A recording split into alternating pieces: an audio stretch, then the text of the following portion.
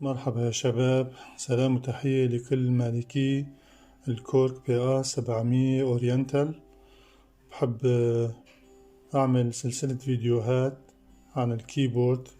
لما الواحد بيشتري الكيبورد جديد سواء من الشركة أو من أي شخص تاني، فبيحتاج إعدادات خاصة فيه.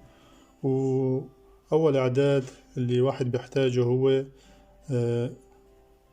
بفتح الشاشة بيكون مثلا هيك إيقاع موجود، مثلا إيقاع من الشركة هذا طبعا، وانت بتحب تغيره. على سبيل المثال بتحب يكون مثلا على شي شرقي، على أورينتال. رح نشوف كيف الإعداد بيصير ومنجرب على مهل وبشكل واضح، وأتمنى الكل يستفيد من هذا الفيديو. أول شي بتدخل وبتختار إيقاع اللي انت بدك إياه. على سبيل المثال الصعيدي، اخترنا الإيقاع. نرجع،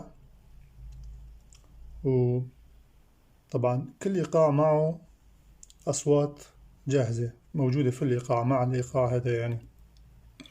بالإضافة فيك كمان ما عدا ذلك تختار صوت لما انت تفتحه بيكون كمان موجود. مثلا بتدخل هون وبتحب تغيره، مثلا عود، فلنفترض عود. اوكي، ترجع تعطي اكسيت رجوع، وهلأ بتجي هون على الكبسة هاي ماي سيتينج، تكبسه بيقلك اوكي. بدك تكبس الاوكي، ترجع تكبس اليس. هيك بيكون حفظ الاعدادات. هلأ خلينا نشوف انه هذا الحكي صار ولا ما صار. رح نطفي الجهاز اول شي، وبرجع بشغل الجهاز. بنشغل الجهاز وبنشوف الاعدادات اللي اخترناها، الايقاع والاصوات اللي اخترناها، هل هي تم تثبيتها.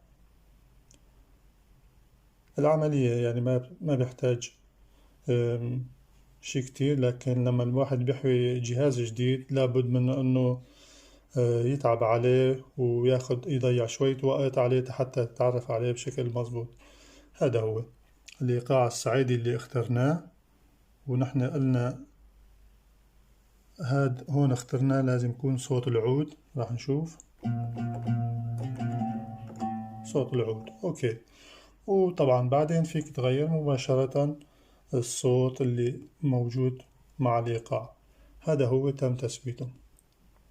أتمنى يكون الشرح مفهوم وواضح، وابقوا معنا في فيديو قادم. رح نحكي عن السكيل تون، يعني لوحة التشريق، كيف بنثبتها ونخليه ما يتغير أثناء الإيقاع.